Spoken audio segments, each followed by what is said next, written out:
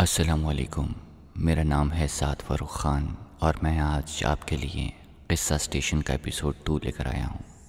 منٹو کی ایک اور تحریر، ٹیڑھی لکیر۔ اگر آپ نے ابھی تک چینل کو سبسکرائب نہیں کیا تو پلیز کر لیں، کیونکہ یہ آپ کا اپنا قصہ اسٹیشن ہے۔ اگر سڑک سیدھی ہو، بالکل سیدھی، تو اس پر اس کے قدم منو بھاری ہو جاتے تھے۔ وہ کہا کرتا تھا کہ یہ زندگی کے خلاف ہے جو پیچ در پیچ راستوں سے بھری ہے۔ جب ہم دونوں باہر سیر کو نکلتے تو اس دوران میں وہ کبھی سیدھے راستے پہ نہ چلتا۔ اسے باغ کا وہ کونا بہت پسند تھا جہاں لہراتی ہوئی روشیں بنی ہوئی تھیں۔ ایک بار اس نے اپنی ٹانگوں کو سینے کے ساتھ جوڑ کر بڑے دلکش انداز میں مجھ سے کہا تھا، عباس، اگر مجھے کوئی اور کام نہ ہو تو بخدا میں اپنی ساری زندگی کشمیر کی پہاڑی سڑکوں پر چڑھنے اترنے میں گزار دوں۔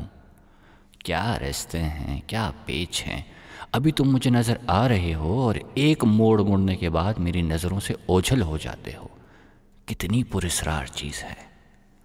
سیدھے راستوں پر تم ہر آنے والی چیز کو دیکھ سکتے ہو، مگر یہاں آنے والی چیزیں تمہاری آنکھوں کے سامنے بالکل اچانک آ جائیں گی، موت کی طرح۔ اس میں کتنا مزہ ہے۔ وہ ایک دبلا پتلا نوجوان تھا، بے حد دبلا۔ اس کو ایک نظر دیکھنے سے اکثر اوقات معلوم ہوتا کہ اسپتال کے کسی بستر سے کوئی بیمار اٹھ کر چلا آیا ہے۔ اس کی عمر بمشکل 22 برس کے قریب ہوگی، مگر بعض اوقات وہ اس سے بہت زیادہ عمر کا معلوم ہوتا تھا۔ اور عجیب بات یہ ہے کہ کبھی کبھار اس کو دیکھ کے خیال آنے لگتا کہ جیسے وہ بچہ بن گیا ہے۔ اس میں ایک دم اس قدر تبدیلی ہو جاتی تھی کہ مجھے اپنی نگاہوں کی صحت پر شبہ ہونے لگ جاتا تھا۔ آخری ملاقات سے 10 روز پہلے جب وہ مجھے بازار میں ملا تو میں اسے دیکھ کر حیران رہ گیا۔ وہ ہاتھ میں ایک بڑا سا سیب لیے اسے دانتوں سے کاٹ رہا تھا۔ اس کا چہرہ بچوں کی مانند ایک ناقابل بیان خوشی کے باعث تمتمایا ہوا تھا۔ اس کا چہرہ گواہی دے رہا تھا کہ سیب بہت ہی لذیذ ہے۔ سیب کے رس سے بھرے ہوئے ہاتھوں کو بچوں کی مانند اپنی پتلون سے صاف کر کے اس نے میرا ہاتھ بڑے جوش سے دبایا اور کہا، عباس، 2 آنے مانگ رہا تھے سیب کے، میں نے ایک ہی دیا ہے۔ اس کے ہونٹ ہنسی کے باعث تھر تھرانے لگے۔ پھر اس نے جیب سے ایک چیز نکالی اور میرے ہاتھ میں دے کر کہا، تم نے لڈو تو بہت دیکھے ہوں گے پر ایسا لڈو کبھی دیکھنے میں نہ آیا ہوگا۔ یہ اوپر کا بٹن دباؤ، ارے دباؤ نا۔ میں سخت متخیر ہو رہا تھا لیکن اس نے میری طرف دیکھے بغیر لڈو کا بٹن دبا دیا، جو میری ہتھیلی پر سے اچھل کر سڑک پر لنگڑانے لگا۔ اس پر خوشی کے مارے میرے دوست نے اچھلنا شروع کر دیا۔ دیکھو عباس، دیکھو اس کا ناچ دیکھو، کس طرح سے ناچ رہی۔ میں نے لڈو کی طرف دیکھا جو میرے سر کی مانند گھوم رہا تھا۔ ہمارے ارد گرد بہت سے آدمی جمع ہو گئے تھے، شاید وہ یہ سمجھ رہے تھے کہ میرا دوست دوائیاں بیچے گا۔ لڈو اٹھاؤ اور چلیں، لوگ ہمارا تماشا دیکھنے کے لیے جمع ہو رہے ہیں۔ میرے لہجے میں شاید تھوڑی سی تیزی تھی کیونکہ اس کی ساری خوشی ماند پڑ گئی اور اس کے چہرے کی تمتماہٹ غائب ہو گئی۔ وہ اٹھا اور اس نے میری طرف کچھ اس انداز سے دیکھا کہ مجھے معلوم ہوا جیسے ایک ننھا سا بچہ رونی صورت بنا کے کہہ رہا ہے کہ میں نے تو کوئی بری بات نہیں کی، پھر مجھے کیوں ڈانٹا۔ اس نے لڈو وہیں سڑک پہ چھوڑ دیا اور میرے ساتھ چل پڑا۔ گھر تک میں نے اس سے اور اس نے مجھ سے کوئی بات نہ کی۔ گلی کے نکڑ پر پہنچ کے میں نے اس کی طرف دیکھا۔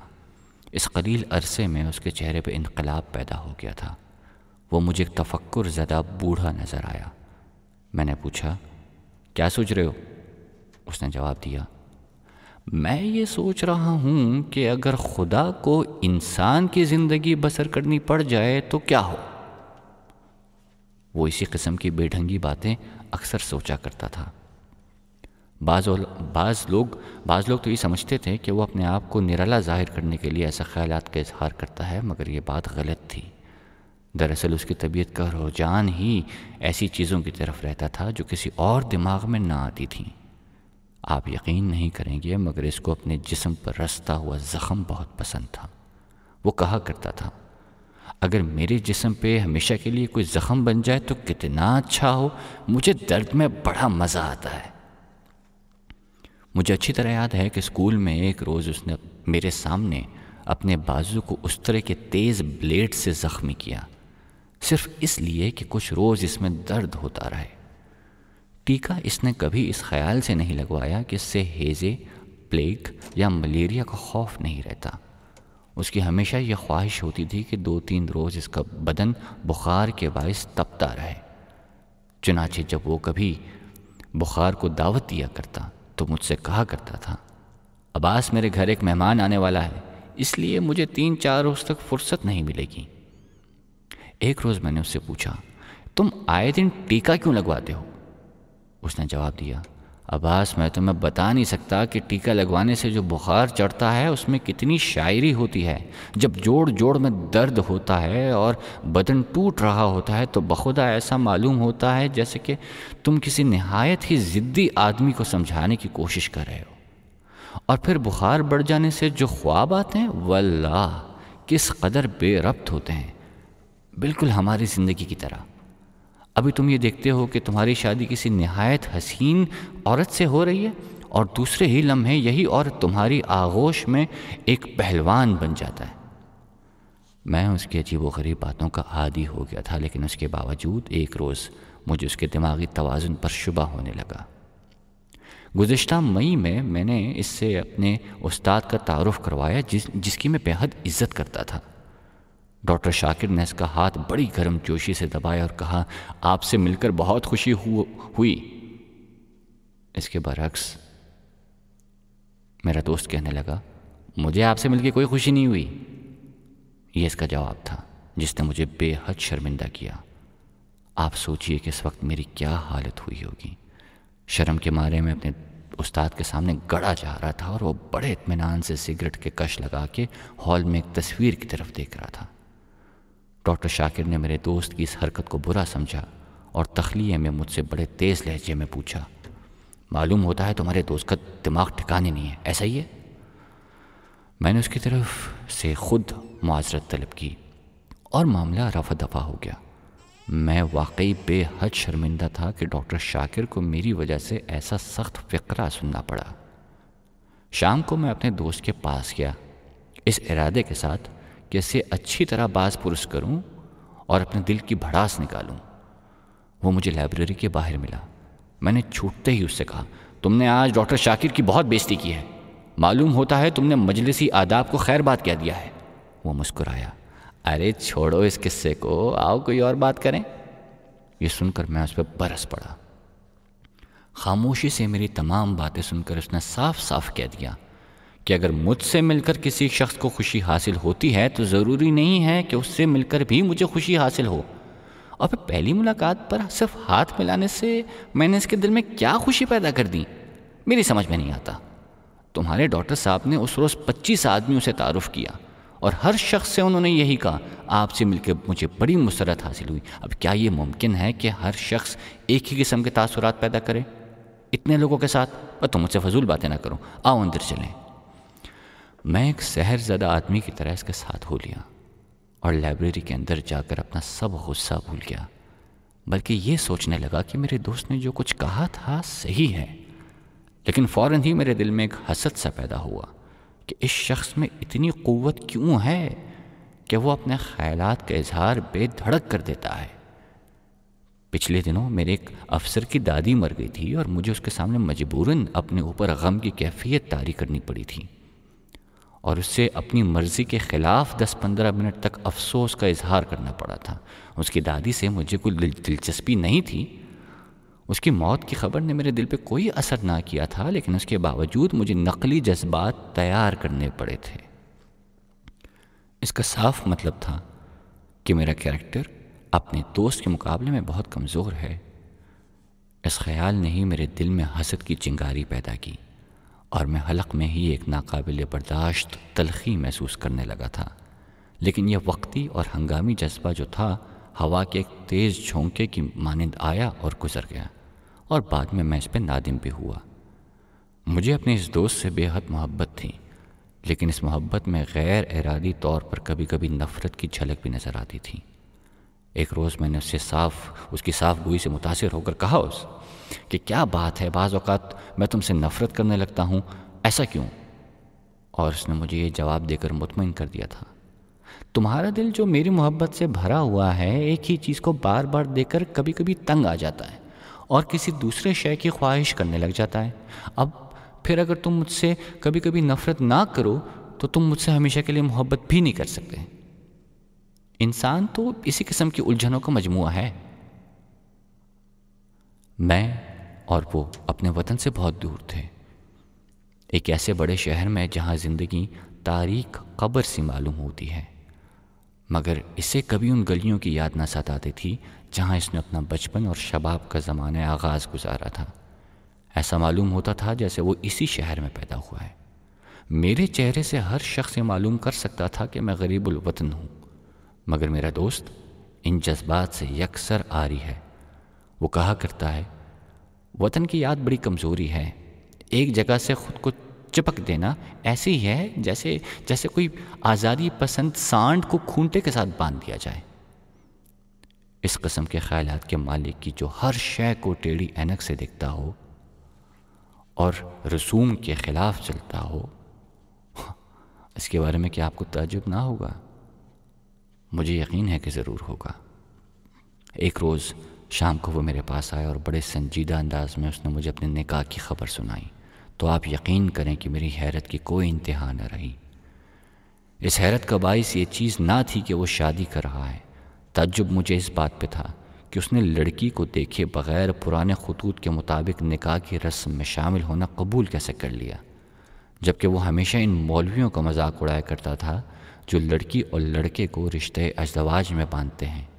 وہ کہا کرتا تھا، یہ مولوی مجھے بڈھے کوئی پہلوان معلوم ہوتے ہیں جو اپنے اکھاڑے میں چھوٹے چھوٹے لڑکوں کی کشتیاں دیکھ کر اپنی ہرس پوری کرتے ہیں۔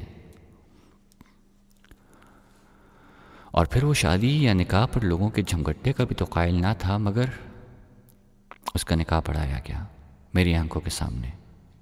اس مولوی نے جس سے اس کو سخت چڑ تھی، جس کو وہ بوڑھا طوطا کہا کرتا تھا، اس کا نکاح پڑھایا، چھوارے بانٹے گئے، اور میں ساری کارروائی یوں دیکھ رہا تھا جیسے میں کوئی سپنا دیکھ رہا ہوں۔